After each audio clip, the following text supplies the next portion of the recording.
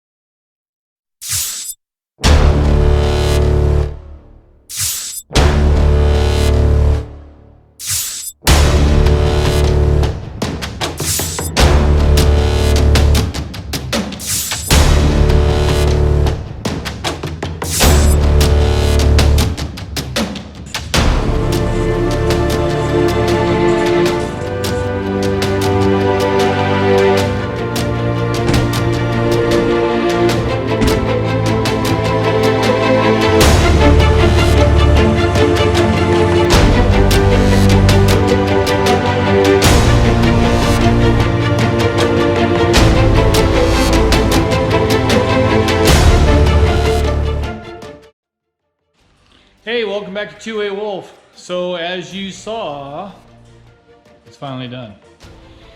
Whew. All right, so to try to sum up some of the stuff, roughly 20 weeks. I think it came out to we'll say 350 man hours. I had about $2,000 in the time and materials and some extra stuff like that. So yeah, got it all done. So to try to recap a little bit, so it is an 03 Dodge Ram 1500, 5.7 Hemi on it. And I already kind of told you, but it already had the 12,000 pound winch on it. So we'll start in the front and I'll just tell you a little bit about that. So it does have the 12,000 pound mile marker recovery winch on it. The bull bar, it's got the 20-inch off-road light thingy on it. I did upgrade to like the carbon fiber grill look, so that's kind of cool. Updated the spider lights, so if any of you Dodge fans out there understand what the spider lights are, really nice lights actually. Did add the 50-inch light bar up on top. I think that takes care of the outside up here towards front. Does have a cold air intake inside. It just has one battery underneath the hood, but we did split it off to a switch, and I'll show you that. The interior, so I do have an iPad here. I made the holder off of the rear view mirror, because obviously I don't need that. And the backup camera actually goes through the stereo, so that way I can see the backup camera even if I'm driving forward, not necessarily just backing up. Back here, went ahead and got the Porta Potty in here tied down with 5 gallons of water. Got the Set Power AJ40 refrigerator and got a shovel. All the recovery gear and stuff fits up underneath. Got an extra tarp. So some extra stuff like the tables and chairs and that type of stuff, they'll fit in here just fine. And as far as the outside, we'll just walk around. So if some of you guys have been following, I did get the extendable ladder and I made this bar, put some rubber thingies on it so it doesn't mar it up, and it is solid. So that'll help us get it in and out, and plus get up on top. So speaking on top, that's the 270 Batwing that I did here a couple episodes ago. It's currently got like the tarp type cover. We're gonna get the OtterTex material for it. But it actually turned out pretty good for the way I wanted it to. Got the traction boards, so I got a little bit longer ones for the rear, just rear or front. It just depends on how big a hole it is and that type of stuff. Got an alley light on this side. There's the hub assembly for the 270 awning. Got a dual floodlights in the back. I got some coat hooks, towels, wet clothes, hold the trash, that type of stuff. Backup camera, the other floodlight. Nothing else really on the back except for the bottle opener. Did a standard easy latch type of thing, but I do have a lock there that can lock this shut. On this side, so I got the oars on here, and I'm using the coal pin type holders. These are very tough. And if you're not used to them, or the first time that you're used to them or get used to them, they're very difficult to work with until you get it stretched out. Then it seems to work great. These are on here, they're solid.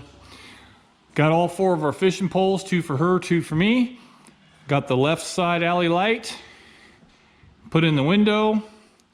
As far as the tires, okay, so the truck, the suspension on the truck is 5.5-inch zone suspension lift, rolling on 35-inch tires with XD series type of wheels. So I had these on there before.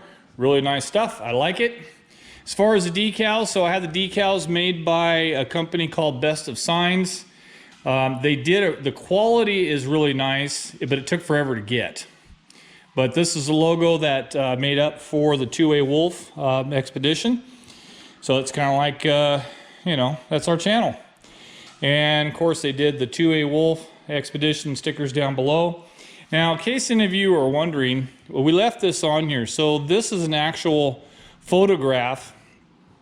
My son was in the Air Force, he went to Iraq and stuff, but this was an actual photograph that we turned into artwork. We did the black and white and got some stuff done. Somebody helped us with it and turned it into a decal. So that's actually my son right here. And one of the stipulations that the wife had was his sticker stays on the truck. So this originally was set up as a Springfield Armory type of truck to pretty much go along with the type of pew-pews that we like. So, but anyway, so it got totally reformed into an expedition vehicle. Now, for those that didn't follow along, so all this was built by hand. I kind of did sandwich panels, and basically what that is, oh, here's some extra materials. So the walls have 2-inch foam, have 2-inch foam, have 1/2-inch plywood, and then TPO type of roofing material over top of the plywood. And on the inside is kind of like your white masonite type of stuff. It turned out really nice inside. I really like it, which I'll show you here in a few minutes. All that stuff, I went through a series of, I don't know, 7 different tries to get the materials all to glue together, trying to use one material or one adhesive. It didn't work. I had to use 2 different adhesives so that way it wouldn't eat the foam, but then also stick the TPO on there. This is the frame for the pontoon boat, and it has inflatable pontoons that go in here. I had to figure out how to get that up onto the roof. Now, if you look at the previous episode, 1 or 2 episodes, maybe the third episode, you can see that I actually went ahead and attached some rubber casters on the 4 corners, and then I put up a rail system up on top so the casters can roll inside the rails and still miss the solar panels. So speaking of the solar panels,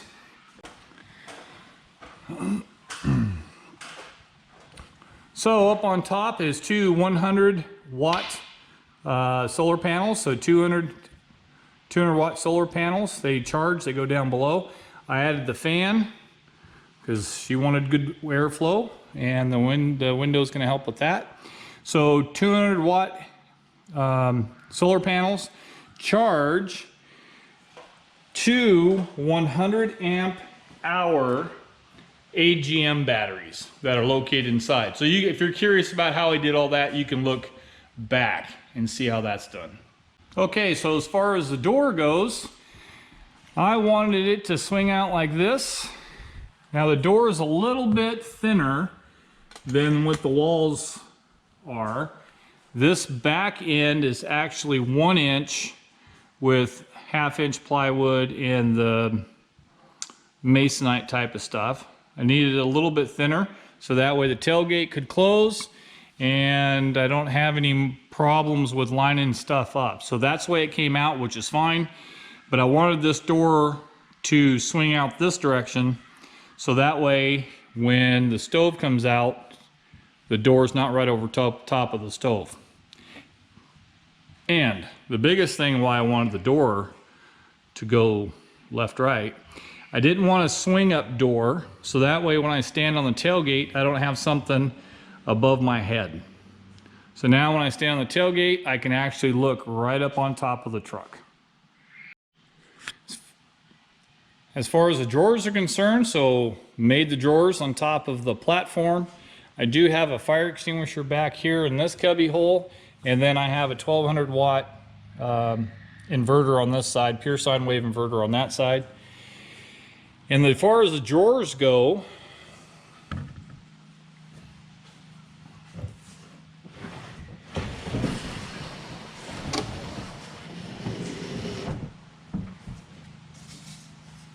put this block in there to help keep things balanced since it's end heavy.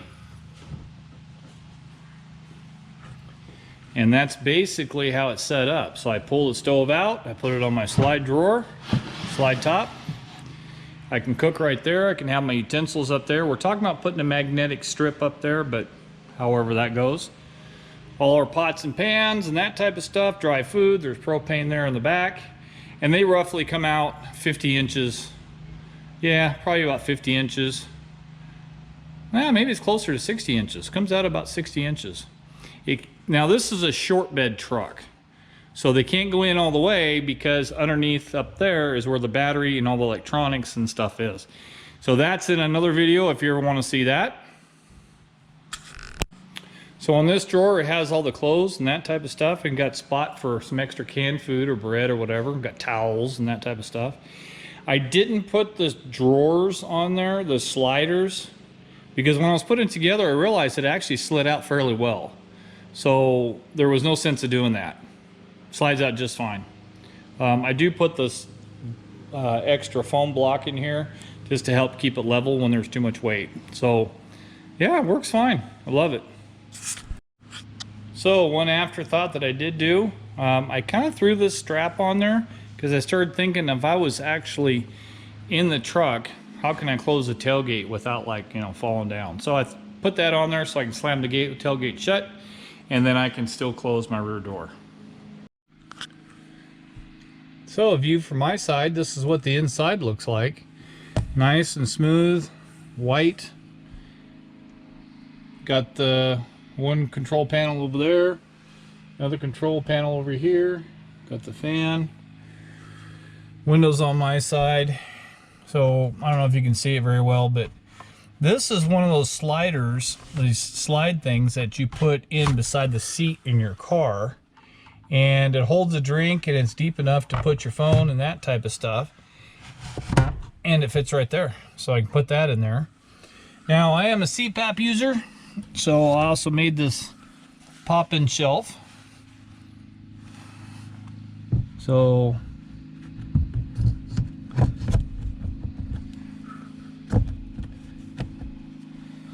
basically it sits like that. The CPAP machine can sit up there.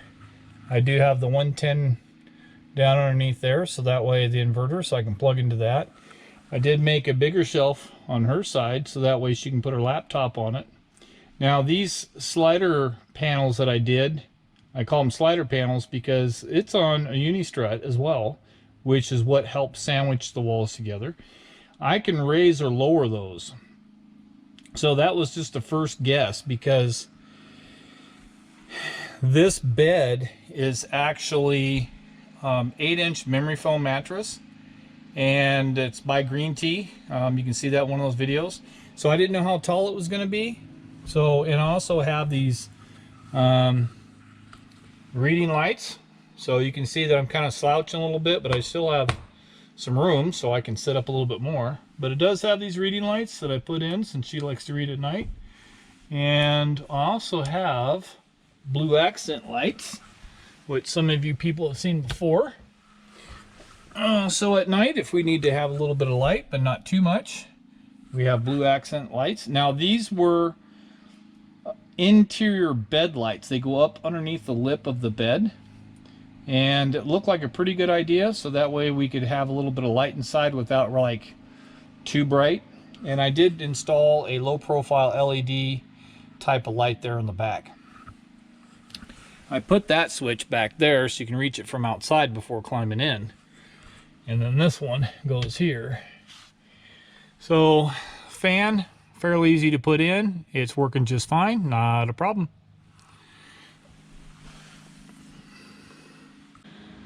So some of the things else that we added an 8x8 pop-up canopy type of thing, which we can put the porta potty in there, we can put the table in there, we got a folding table, we got a 9x12 mat, outdoor mat that can go under this canopy, so that way you don't have to worry about the critters and water and that type of stuff. A couple of folding chairs, all the fishing equipment, obviously, and there's the chair for the pontoon boat. But this is where it all started. Been going 20 weeks, I think, and finally got it done. So, one of the things, let me double check, make sure she's not listening. I don't think she is. So one of the things that my wife doesn't know, so our anniversary, I'm taking her to, there's a wolf sanctuary outside of St. Louis, Missouri. So I'm taking her there for our anniversary, 37 years. Because of her, this became possible. I owe it all to her. She's been a great woman, good supporter. I know there's not 100% of the stuff that maybe she likes, but she did give some good insight when I was building this. And I wanted to do this. I wanted to do this on a bigger scale. We just couldn't. But this is perfect for us.